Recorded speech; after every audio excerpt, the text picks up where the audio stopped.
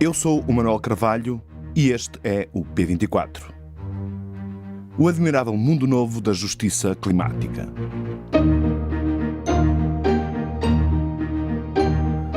Há uma memória trágica dos incêndios de 2017 que hoje chega ao plenário do Tribunal Europeu dos Direitos do Homem, em Estrasburgo. Em 2020, com as imagens do fogo, das mortes e do trauma de Pedrógão ainda vívidas, 6 jovens portugueses que na altura tinham entre 21 e 8 anos de idade avançaram com uma queixa no tribunal contra 33 países por alegada violação dos seus direitos fundamentais. O que estava em causa? Os jovens diziam na queixa que, durante e após os incêndios, tiveram problemas de sono, que sofreram com alergias respiratórias, que lhes era impossível andar na rua ou praticar desporto, que foram vítimas de sucessivos estados de ansiedade. Para eles, esses impactos negativos na sua saúde física e mental eram responsabilidade dos Estados. Na sua opinião, os incêndios eram consequência direta da falta de ações para se cumprir as metas do Acordo de Paris de 2015, em especial as que foram desenhadas para conter um aumento da temperatura em 1,5 graus até 2050. Ao optarem por não agir, os Estados violaram os seus direitos à vida, de serem livres de tortura ou desumanidade, de terem possibilidade de uma vida familiar normal ou de não serem discriminados com base na idade. Afinal, assinalam, as gerações do futuro serão as maiores vítimas das omissões do presente. A decisão de hoje do Tribunal Europeu obriga-nos a repensar o que são os direitos humanos na era da crise climática. Entramos num território novo que se abre a novas formas de ativismo político, mas exige igualmente novas respostas ao velho catálogo de direitos fundamentais. O que se pode esperar da decisão de hoje? O que pode e vai mudar hoje? Para responder a estas questões, temos connosco Francisco Teixeira da Mota, um advogado que, não sendo especialista em questões ambientais, é um dos maiores especialistas portugueses em matéria de direitos humanos que, como a liberdade de expressão, estão no cerne da existência do Tribunal Europeu dos Direitos do Homem. Bem-vindos ao P24. Hoje é terça-feira, 9 de abril de 2024. Fui Elisa nas brigadas. E nessa altura deixei ser Mariana, passei a ser Maria. Foi há 50 anos que a Revolução lhes devolveu a liberdade e também o próprio nome. Só voltei a ter o meu nome 18 anos depois. Portanto, foi a 25 de abril. No podcast Clandestinos vamos ouvir histórias de pessoas que mergulharam na clandestinidade durante o Estado Novo. Uma série em 5 episódios do Jornal Público para acompanhar às quartas-feiras no mês em que se comemoram 50 anos de democracia. Já disponível nas aplicações de podcast. Olá, Francisco. Em que medida podemos considerar viável que o direito a um meio ambiente saudável, ao controle de emissões de CO2 para travar o aquecimento, entre na lista dos direitos humanos?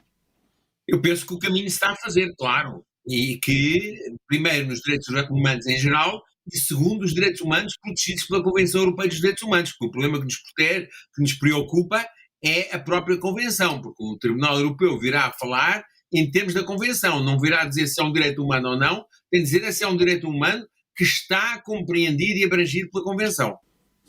E, portanto, aquilo que podemos aqui ter pela frente é uma inadaptabilidade da própria Convenção. Portanto, há emergência de ameaças a direitos fundamentais, como aquelas que são colocadas pelos direitos, pela crise climática. Pois, o problema que se põe é exatamente saber em que medida estas questões climáticas estão abrangidas ou não pela Convenção Europeia dos Direitos Humanos. Porque aqui a queixa é feita, e é preciso ver que as queixas no Tribunal Europeu é à volta da violação de direitos consagrados na Convenção. E, portanto, aqui não há nenhum direito a um ambiente saudável, não há nenhum direito a um ambiente não poluído, não há nenhum direito a não haver carbono, isso não há. Portanto, o que se vai fazer é um direito que está em causa, que é o direito à vida, ou o direito à vida privada, ou até o direito à não tortura. Portanto, tem de se ir buscar artigos da Convenção Europeia dos Direitos Humanos que se digam que estão a ser postos em causa pelas atividades poluentes e então procurar que o Tribunal Europeu se debruce sobre essa violação indireta, digamos, não direta, porque não há nenhum artigo que preveja, como prevê em direito à vida ou à liberdade de expressão, está prevista a liberdade de expressão. O direito a um bom ambiente saudável não está previsto.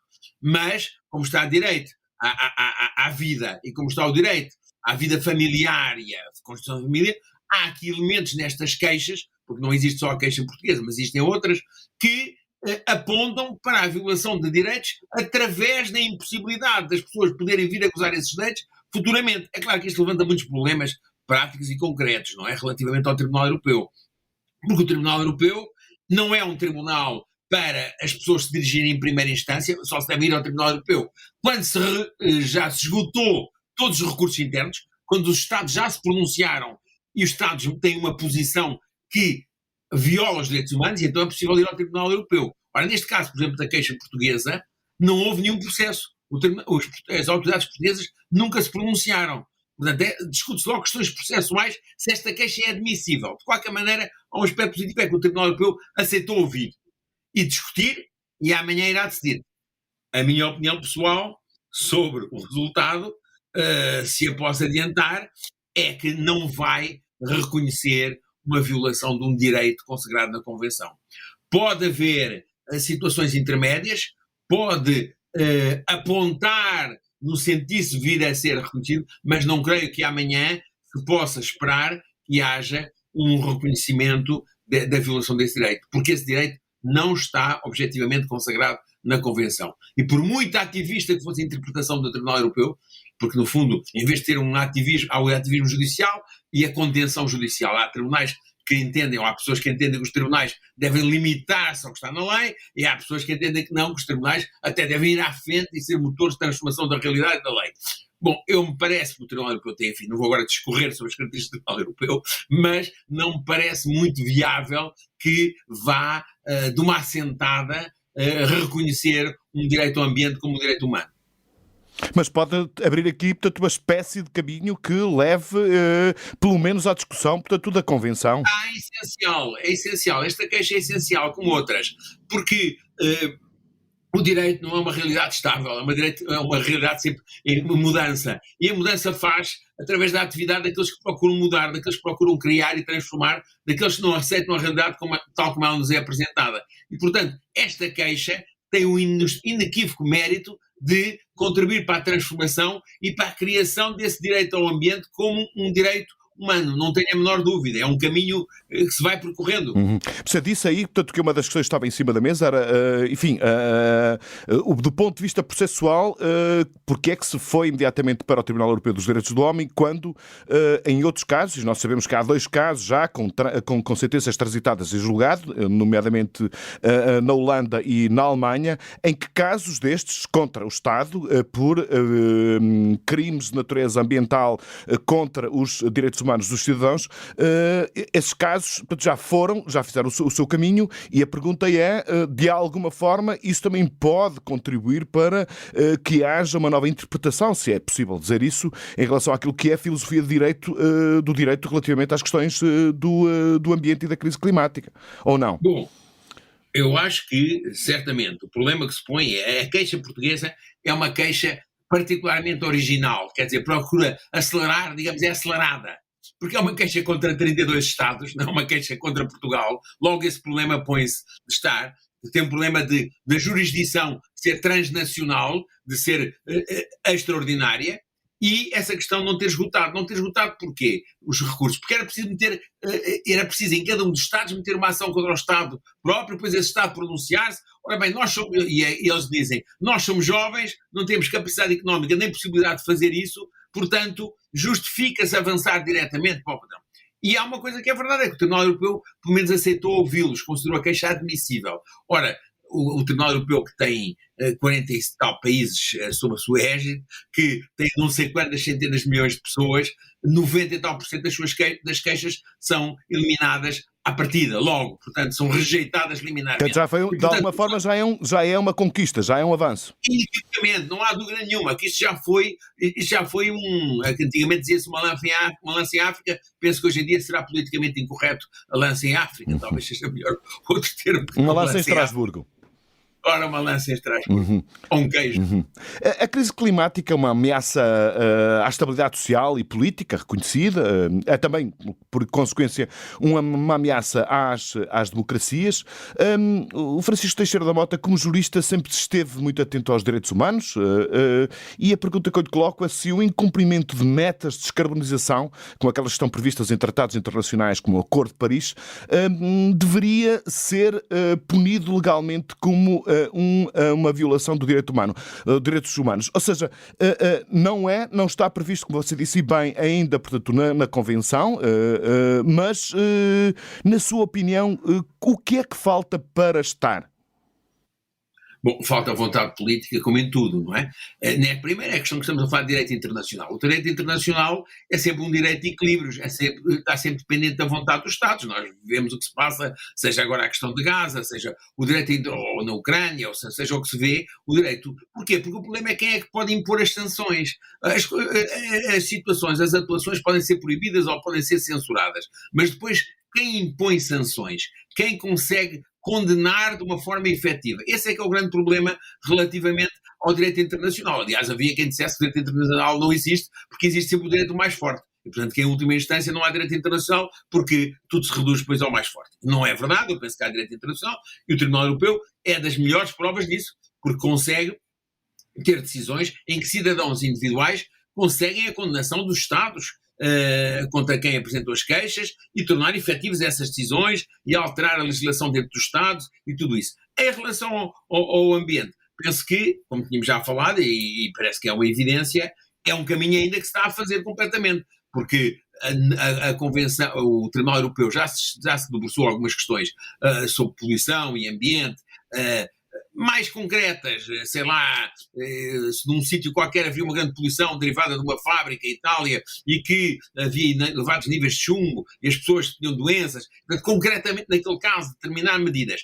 Neste caso é mais complexo, porque determinar que é preciso respeitar os limites lá do Acordo de Paris, eles já estão feitos, o acordo já está feito. Quem é que vai impor a um Estado que não respeita? Quem é outro Estado, mas então vamos admitir que outros Estados vão fazer. É que o Tribunal Europeu serve para declarar, mas sempre precisa da colaboração dos Estados. Os Estados aceitam até hoje sempre as decisões do Tribunal Europeu, mas, por exemplo, a Rússia, que de resto saiu da Convenção Europeia, a Rússia não aplicava a maior parte das decisões do Tribunal Europeu, já era um Estado que e a Turquia também bastante, mas a Rússia sistematicamente desrespeitava as decisões do Tribunal Europeu. Aquilo que aconteceu de alguma forma, portanto, é o hiato entre as primeiras declarações e as primeiras políticas sobre as declarações, nomeadamente a Declaração Universal dos Direitos do Homem e a criação, portanto, de tribunais internacionais, portanto, passou-se seguramente mais um século, portanto, eventualmente, dada a premência e a evolução com que a crise climática se instala nas nossas sociedades, é muito provável, portanto, que a consagração, portanto, do cumprimento de metas de descarbonização como matérias de direito possam ser mais rápidas. Enfim, a pergunta é qual é a sua expectativa relativamente a isso? Eu penso que a questão ambiental seguramente vai ser mais rápida, porque tudo está muito mais rápido. Agora, a Declaração Universal dos Direitos Humanos foi em 1948. Não é? É de 1948. E o Tribunal Europeu, por exemplo, é poucos anos depois. Tudo isto surge um bocadinho, toda esta parte surge depois da Segunda Guerra Mundial. Tudo isto tem a ver com o desejo de acabar com aquilo que aconteceu no nazismo, que é as pessoas poderem se refugiar a dizer que obedeceram a ordens e que o Estado é que mandava e, portanto, responsabilizar o Estado, as pessoas poderem pôr o Estado em tribunal antes de acontecerem grandes tragédias e, portanto, violações de direitos humanos. Portanto, eu penso que certamente esta questão do direito ambiental vai avançar mais, mas não é natural que se faça uma revolução através de uma decisão judicial do Tribunal Europeu nesta fase. Não me parece, mas está em aberto o que é que vai acontecer amanhã. Será quanto mais não seja um pequeno passo. É verdade, seguramente é um passo, e não é pequeno, já é um passo razoável. A realidade judicial e jurídica vai-se sempre alterando em função dos comportamentos das pessoas, dos cidadãos, dos advogados.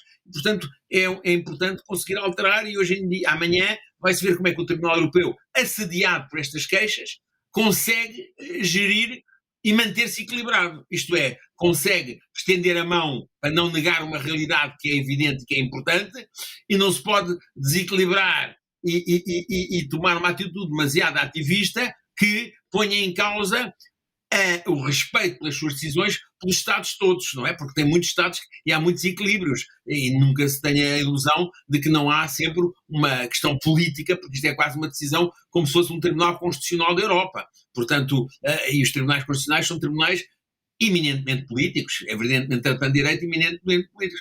E o Tribunal Europeu, de certa maneira, é o nosso Tribunal Constitucional, uma vez que o nosso Tribunal Constitucional não funciona, porque não aceita queixas como deve ser, e não se pronuncia sobre as queixas dos cidadãos, pronuncia sobre as normas, as decisões, as leis que estão corretas ou incorretas constitucionalmente, e portanto é muito importante que haja estas queixas e toda a realidade se faz com o caminho. Francisco Teixeira da Mota, muito obrigado. Um abraço, obrigado eu.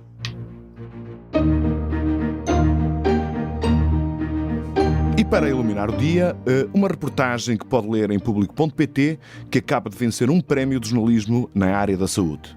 Tem por título Ao fim de 40 anos, Vicente não queria sair da prisão e conta-nos a história de um homem que até há pouco nem tinha registro de nascimento e que depois de anos a fio na clausura do sistema prisional português, receou viver em liberdade. Saiu graças à nova lei de saúde mental que acabou com o internamento perpétuo de inimputáveis. A sua história é um enigma que só se decifra em parte.